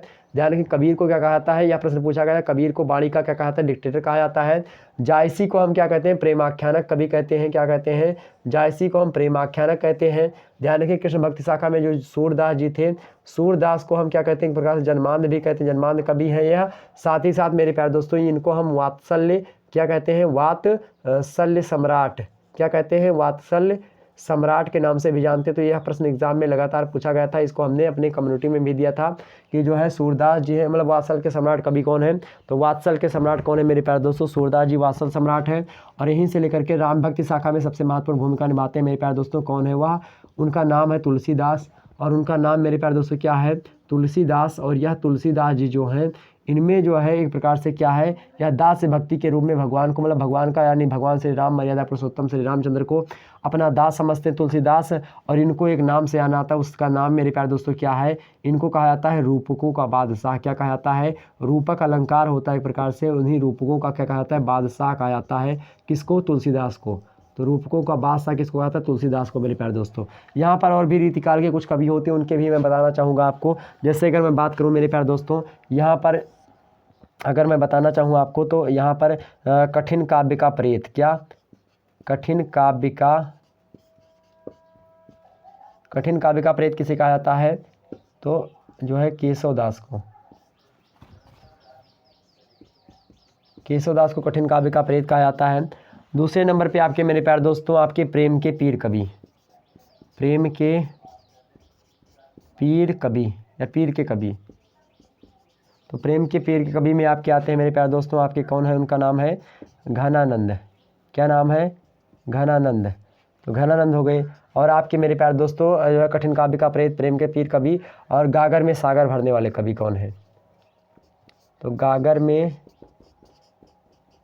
सागर भरने का काम किसने किया है, बिहारी लाल ने किया है, बिहारी लाल ने किया है। ओके, यह प्रश्न लगातार एग्जाम में ऐसा पूछे जा रहे हैं, इन सभी प्रश्नों को आप लोग रट लीजिएगा मेरे प्यारे दोस्तों। तो गागर में सागर भरने का काम किसने किया है, बिहारी लाल ने किया है। आपसे और एक प्रश्न शायद पूछा आता है, उसका ध्यान नहीं आ रहा है मेरे को, मतलब मुझको ध्यान नहीं आ रहा है। बिहारी लाल हो गए, रहीम हो गए, केशव हो गए। अगिया बैताल किसको कहा जाता है, अगिया बैताल, रामविलास शर्मा, रामविलास शर्मा। कबीर वाणी का डिक्टेटर हो ही गए, सूरदास वात्सल सम्राट हो ही गए, रूपकों का बादशाह तुलसीदास हो ही गए। इसी प्रकार से जो है आपके और भी एक आध हैं, मुझे शायद ध्यान नहीं हो रहा है। चले, जिस दिन ध्यान आएगा मैं कम्युनिटी में उसको पोस्ट कर दूंगा। इतनी बात क्लियर हुई। तो यह प्रश्न इंपॉर्टेंट थे जो कि हमने आपको बता दिए। यहाँ पर एक बात समझना पड़ेगा मेरे प्यारे दोस्तों, तुलसीदास जी हैं, इनका सबसे फेमस जो रचना है आपकी, इनकी रचना है मेरे प्यारे दोस्तों। यहाँ पर सूर जो है जायसी की रचना जो है आपका, जायसी में जो है आपका पद्मावत, अखरावट जो है, ये सारी रचनाएं जायसी की हैं फेमस। सूरदास जी की सूर सागर है, सूर सारावली है, साहित्य लहरी, ये सब सूरदास जी की है। सबसे फेमस रचना जो मेरे प्यारे दोस्तों 12 रचनाएं इनकी जो है प्रकाशन में है, किसकी, तुलसीदास जी की प्रमाणित है। उसमें सबसे ज़्यादा फेमस जो है श्री रामचरित मानस है, श्री रामचरित मानस। और श्री रामचरित मानस जो शुरुआत होती है इसकी, यह प्यारे मेरे प्यारे दोस्तों यहाँ भी ध्यान रखेंगे, रामचरित मानस का शुरुआत किससे होता है, वाह अक्षर से होता है। और लास्ट में इसका अक्षर जो होता है वाह से ही लास्ट होता है। तो वाह पर शुरू होता है रामचरित मानस और वाह पर ही खत्म होता है। यह बात आपको नई लग रही होगी, आज तक किसी ने नहीं बताया होगा, क्योंकि यहाँ शुरुआत किससे होती है, वर्णाम वर्षंघानाम रसानाम छंदसामपि मंगलानाम चकर्तारो वंदे वाणी विनायको भवानी शंकरो वंदे श्रद्धा विश्वास रूपणो याभ्याम बिना न पचंती चंद्रा सर्वर्त बंदते। अर्थात वर्णाम वर्षंघानाम, वर्णाम वर्षंघानाम मतलब वर्ण से आपकी वाह अक्षर से शुरू होती है और लास्ट में आप देखेंगे लंका कांड जो वो उत्तरकांड समाप्त होता है, उसके अंदर संस्कृत का शब्द देखेंगे, वहाँ पर मानवा लास्ट में लिखा होगा और वाह पर ही, मतलब वाह अक्षर से शुरू होती है रामचरितमानस और वाह पर ही समाप्त होती है। ध्यान रखेंगे। रामचरितमानस की सबसे बड़ी विशेषता यह है मेरे प्यारे दोस्तों कि जब कोई भी कांड शुरू होता है इसमें सबसे पहले मंगलाचरण होता है। मंगलाचरण में मेरे प्यारे दोस्तों सभी भगवान की प्रार्थना करी जाती है। ऐसे आप देखेंगे रामचरितमानस का सबसे फेमस कांड कौन सा है, रामचरितमानस का सबसे फेमस कांड जो है मेरे प्यारे दोस्तों उसको हम जानते हैं किस नाम से, सुंदर कांड के नाम से। किस नाम से जानते हैं उसको, हम उसको सुंदर कांड के नाम से जानते हैं मेरे प्यारे दोस्त। और सुंदर कांड जो है इसमें किसके बारे में बताया गया है, आपसे प्रश्न एग्जाम में पूछता है कि सुंदर जो है रामचरितमानस में कितने कांड हैं, तो रामचरितमानस में आपके 7 कांड हैं। पहला कांड कौन सा है आपका? पहला कांड है आपका बाल कांड। क्या है पहला मेरे प्यारे दोस्तों? पहला बाल कांड। दूसरा कांड कौन सा? अयोध्या कांड। तीसरा कांड कौन सा मेरे प्यारे दोस्तों? अरण्य कांड। अरण्य कांड मतलब होता है जंगल, अरण्य मतलब होता है जंगल। जंगल में जब गए हैं तो उसको कांड को हम जंगल कांड के नाम से यानी अरण्य कांड के नाम से जानते हैं। तो कभी कभी एग्जाम में प्रश्न पूछता है कि जंगल कांड के नाम से किस कांड को जाना जाता है, तो जंगल कांड के नाम से हम अरण्य कांड को जानते हैं। ओके, तो आपका तीसरा हो गया अरण्य कांड, और आपका चौथा हो गया मेरे प्यारे दोस्तों किष्किंधा कांड। क्योंकि किष्किंधा के बारे में वहाँ पर बताया गया तो इसलिए उसको किष्किंधा कांड के नाम से जानते हैं। उसके बाद में मेरे प्यारे दोस्तों किष्किंधा कांड के बाद में जैसे ही हम आगे बढ़ते हैं, किष्किंधा कांड के बाद में मेरे प्यारे दोस्तों जैसे ही हम थोड़ा आगे बढ़ते हैं, उसके बाद में मेरे प्यारे दोस्तों आता है आपका पांचवा कांड, और पांचवा कांड आपका सुंदर कांड है। तो आपसे एग्जाम में एक बार पूछा गया कि जो है रामचरितमानस का पांचवा कांड के नाम, पांचवा कांड कौन सा है? सुंदर कांड है। ऐसे कांड का नाम बताइए जिसमें कलयुग के बारे में बताया गया है, तो उसका नाम है उत्तर कांड। ऐसे कांड जो लंका का जो है युद्ध कांड के नाम से आना था, तो उसका नाम है लंका कांड। तो इसके बाद में सुंदर कांड के बाद में लंका कांड आएगा, और लंका कांड के बाद में आपका उत्तर कांड आएगा। उत्तर कांड में जो है एक प्रकार से कलयुग की समस्याओं के बारे में बताया गया है कि जो है कलयुग में यह चीज़ें बताई गई कि तुलसीदास जी ने बताया कि कलयुग में जो होगा जो है शूद्र द्विजन उपदेश ज्ञाना मेल जनेऊ लिए कुदाना, मतलब जो शूद्र वर्ग के लोग होंगे वह जनेऊ धारण करके अर्थात यज्ञोपवीत पहन करके यज्ञोपवीतम परमम पवित्रम प्रजापति सहजम पुरस्तात् आयुष्मग्रम प्रतिमुक्ष शुभ्रम यज्ञोपवीतम बलमस्तु तेजः, मतलब यज्ञोपवीत पहन लेंगे इसलिए वह अपवित्र हो जाएंगे। ओम अपवित्र पवित्रो व सर्व अवस्थान गतो अपि वा समृत पुंडरीकाक्षम सवाह अभ्यंतरा शुचि, अंदर से और बाहर से लोग पवित्र हो जाते हैं, इसलिए यज्ञोपवीत धारण करना द्विज का कार्य होता था। द्विज में आपके मेरे प्यारे दोस्तों द्विज में कौन कौन आते हैं? द्विज में आपके तीन जो है वर्ण के लोग आते हैं। एक तो ब्राह्मण होते ही हैं, ब्राह्मण जो होते हैं द्विज में आते हैं। उसके बाद में आपके क्षत्रिय हो जाते हैं, और उसके बाद में आपके वैश्य हो जाते हैं। मतलब कि जो ब्राह्मण लगता है वो यज्ञोपवीत धारण नहीं किया है तो वह भी एक प्रकार से शूद्र ही होता है। जो क्षत्रिय वैश्य जो है यज्ञोपवीत नहीं धारण किया वह भी शूद्र है, और जो वैश्य ने नहीं धारण किया यज्ञोपवीत वह भी शूद्र की श्रेणी में आता था। यह बात ध्यान रखिएगा, ऐसा नहीं था कि शूद्र उसको कहा जाता था कि जो कि एक विशेष जाति से आता था। पहले ज़माने में शूद्र का मतलब होता था कि जो व्यक्ति यज्ञोपवीत नहीं धारण करता था उसको हम शूद्र के नाम से जानते थे, और शूद्र जो होता था, और जो व्यक्ति द्विज पहन मतलब कि जो व्यक्ति यज्ञोपवीत धारण करते थे उनको हम द्विज के नाम से जानते थे। द्विज जो मतलब ब्राह्मण जो होता था या 8 साल पर ब्राह्मण के बच्चे की यज्ञोपवीत हो जाती थी। यज्ञोपवीत एक डोरा होता है, एक जो है डोरा होता है जो कि यहाँ से पहन करके ऐसे जो है ऐसे पहना जाता है, और इसको जब जैसे कि मान लेते हैं कहीं पर जो है आपको 1 नंबर जाना हुआ है फिर कहीं पर जाना हुआ तो आपको यहाँ पर कान पर चढ़ाना होता था। ऐसे उसके बहुत सारे नियम हैं। हालांकि अगर उसके नियम बताऊँगा तो एक प्रकार से मैं धर्म में घुस जाऊँगा, और धर्म में घुस गया तो फिर 1 घंटे तो उसमें लग जाएंगे।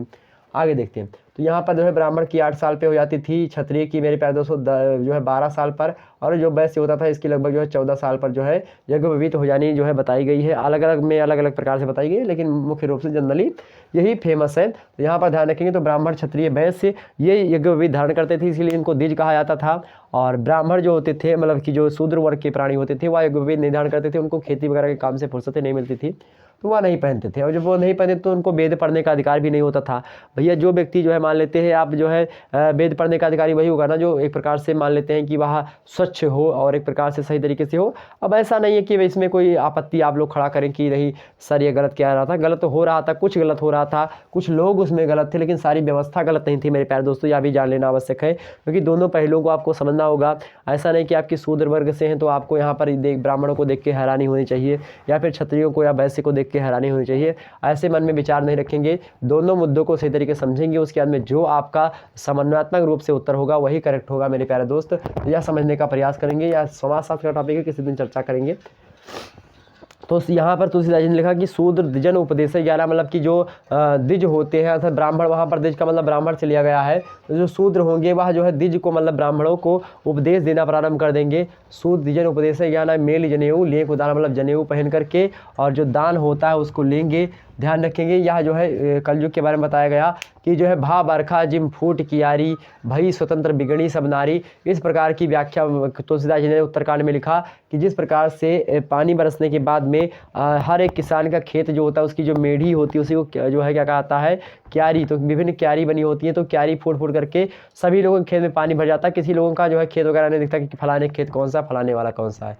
जिस प्रकार से ऐसा हो जाता है उसी प्रकार से कलयुग में क्या होगा, स्त्रियों की कोई दशा दशा ऐसी होगी जिस प्रकार से अगर स्त्रियों को आप जो है एक प्रकार से उनके बंधन मुक्त कर देंगे तो एक प्रकार से ऐसा होगा जिस प्रकार से बरखा में जो है क्यारियाँ फूट जाती हैं, इस प्रकार से उन्होंने उत्तरकांड में बताया। कलयुग की और समस्याओं को उन्होंने इसमें जाहिर किया है कि कलयुग केवल नाम आधारा सुमिर सुमिर नर उतरे पारा। कलयुग के बारे में उन्होंने बताया कि कलयुग जो होता है एक प्रकार से उसमें भगवान के नाम लेने से आपकी मोक्ष की प्राप्ति हो जाती है। कलयुग केवल नाम आधारा सुमिर सुमिर नर उतरे पारा, निर्मल मन जन सो मोहि पावा, मोहि कपट छल छिद्र न भावा। यह उत्तरकांड की नहीं लेकिन रामचरितमानस की चौपाई है। यह प्रकार से कबीर जो है तुलसीदास जी ने बहुत सारी ज्ञानपूर्वक बातें कही हैं।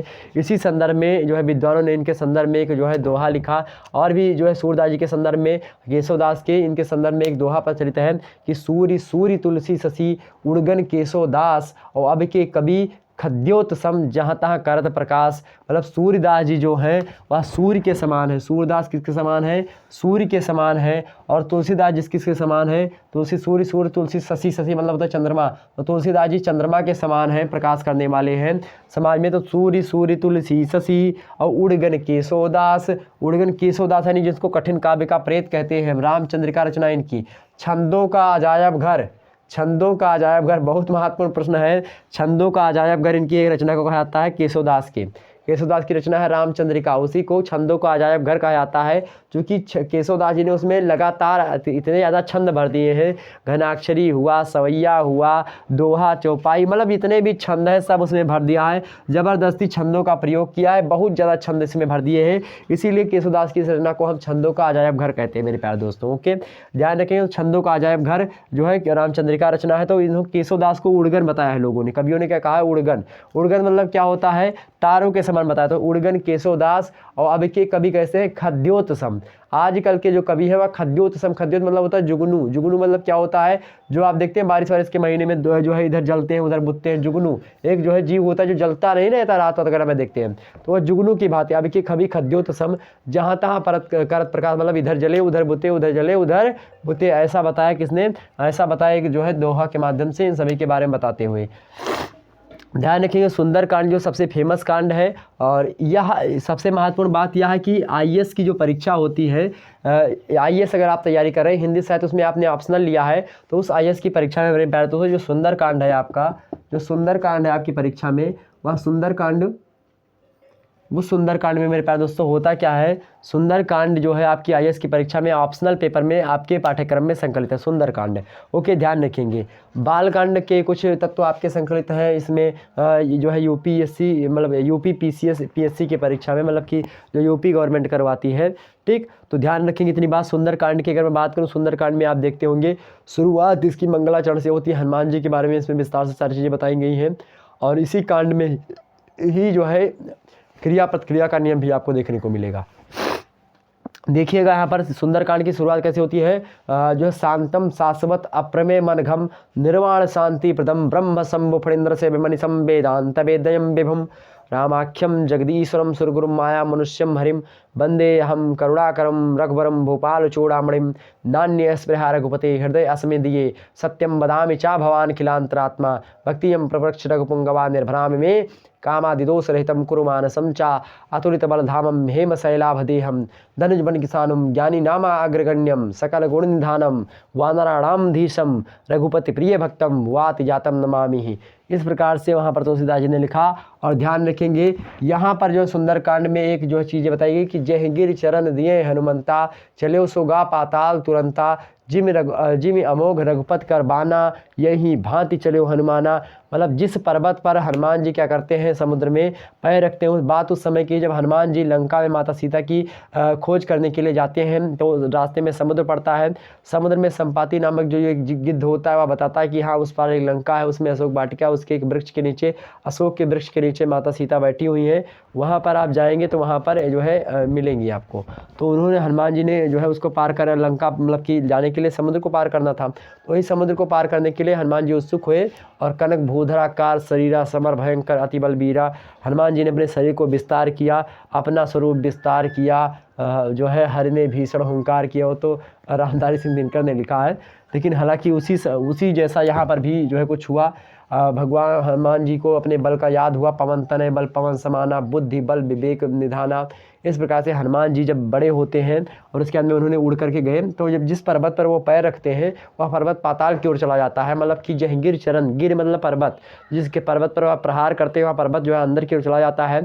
और उसके वेग से क्या होते हैं, हनुमान जी उछलते हैं और कैसे चलते हैं, जिम अमोघ रघुपत कर बाना, यही भांति चले हनुमाना। मतलब कि जिस प्रकार से भगवान श्री रामचंद्र जी का अमोघ बाण जो होता है धनुष को खींच करके इसे मारते हैं, तो जैसे डोरा को खींचा एक प्रकार से क्या हुआ, बहुत तेज से, और क्या लगी, प्रतिक्रिया उसकी लगी, तुरंत निकल गया। तो क्रिया प्रतिक्रिया का नियम किसने दिया, न्यूटन ने दिया था। लेकिन न्यूटन से पहले मेरे प्यार दोस्तों 1631 ईस्वी के आसपास ही रचनाएं जो है विक्रमी में लिखी जा रही थी। और यह रचना जो है रामचरितमानस में सुंदरकांड में यह जो है कि जहंगीर चरण, मतलब कि भाई ये पर्वत को नीचे दाबा तो पर्वत की प्रतिक्रिया की हनुमान जी उड़े, लेकिन उसकी व्याख्या उन्होंने नहीं करी तुलसीदास जी ने। ठीक, ध्यान रखेंगे। टीकाकारों ने शायद उतनी जो है व्याख्या सही तरीके से नहीं करी, वैज्ञानिकता पर नहीं आधारित थे, इसलिए हमने देखा इस मुद्दे को, तो हमने सोचा कि नहीं, इस बात को आपको बताना आवश्यक है कि भाई अगर आप जो है अपने ही ग्रंथों को टटोलेंगे तो अपने ग्रंथ में सारी चीज़ें आपको आसानी से मिल जाएंगी, बहुत अच्छी तरीके से मिलेंगी। मेरे प्यारे दोस्तों, आप लोगों को यह वीडियो पसंद आई होगी, सारी बातें हमने आपको बता दी। नेक्स्ट वीडियो में, इसमें तो हमने भक्ति काल के बारे में चर्चा कर लिया, नेक्स्ट वीडियो में हम रीति काल के बारे में चर्चा करेंगे और जानेंगे रीति काल से रिलेटेड किस प्रकार के प्रश्न एग्जाम में आपसे पूछे जाते हैं, उसके बारे में समझेंगे मेरे प्यारे दोस्तों। हालांकि जो है इसकी विशेषताओं के बारे में हमने नहीं समझा, भक्ति काल की विशेषताएं, हालांकि ये आपसे नहीं पूछेगा, लेकिन अगर पूछ लेता तो किसी दिन मैं जिस दिन हिंदी साहित्य का इतिहास पढ़ाऊंगा, जब हिंदी साहित्य का इतिहास पढ़ाऊंगा मेरे प्यारे दोस्तों, तो उसमें हम विस्तार समझेंगे भक्ति काल की विशेषता, रीति काल की विशेषता, जो है आदिकाल की विशेषता, नाथ साहित्य क्या होता है, सिद्ध साहित्य क्या होता है, इन सभी को हम समझेंगे उसमें। ओके, ध्यान रखिएगा, मैं भी फर्स्ट ईयर के बेसिस से बना रहा हूँ, इसमें जो है आपको जो एग्जाम पॉइंट आपसे जो है इम्पोर्टेंट है उसको हमने इसमें बताया है। ओके, समझ में आई बात मेरी। तो यहाँ पर हमने कवियों के बारे में जो आपके शामिल थे, आपके कबीरदास जी आपके पाठ्यक्रम में संकलित हैं, आपके मलिक मोहम्मद जासी आपके पाठ्यक्रम में संकलित हैं, आपके सूरदास जी संकलित हैं और आपके तुलसीदास जी भी संकलित हैं। तो ये 4 कवि मोस्ट इम्पॉर्टेंट है और जो कि भक्ति काल के एक प्रकार से क्या है, स्तंभ के रूप में है, और भक्ति काल में यह जो है एक प्रकार से महत्वपूर्ण भूमिका निभाते हैं। तो कहीं ना कहीं पे यहाँ से प्रश्न एग्जाम में पूछेंगे लगातार, तो इसको आपको ध्यान में रखना होगा। ओके, चला जाए, जैसा आप बताइए चला जाए। इसको पढ़ने के बाद में हो जाएगा ना सारी चीज़ें।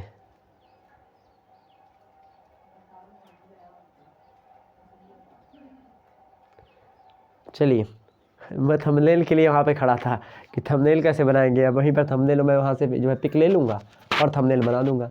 चले, आप लोगों के साथ जुड़ करके बहुत बहुत अच्छा लगा मेरे प्यारे दोस्तों, और ध्यान रखेंगे इसी प्रकार से आप लोग अपना प्यार दुलार बनाए रखेंगे।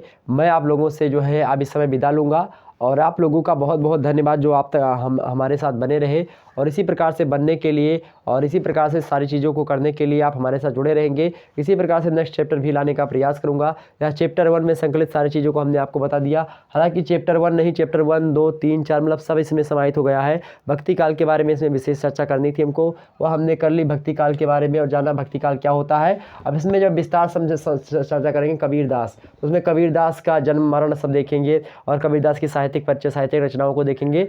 वह हालांकि उससे संबंधित वीडियो अपलोड है, उसको देख लीजिएगा। यह एक प्रकार से पूरा ब्यौरा था जो कि भक्ति काल संबंधित था। एक दिन रीति काल से संबंधित विशेषताओं को हम बताएंगे, और रीति काल से संबंधित जो भी आपके रहीम दास वगैरह जो आपके पाठ्यक्रम में है, केशव दास है, उसके बाद में जो है घनानंद है, तो इन सभी के बारे में हम बताने का प्रयास करेंगे। ओके, चलिए फिर मिलते हैं हम नेक्स्ट वीडियो में। तब तक के लिए जय हिंद जय भारत। आप लोग वीडियो को लाइक कर देंगे, और वीडियो में जो है किस प्रकार जो है आपको अच्छा लगा उसको भी बताने का प्रयास करेंगे। चलिए मिलते हैं नेक्स्ट वीडियो में, तब तक के लिए जय हिंद जय भारत।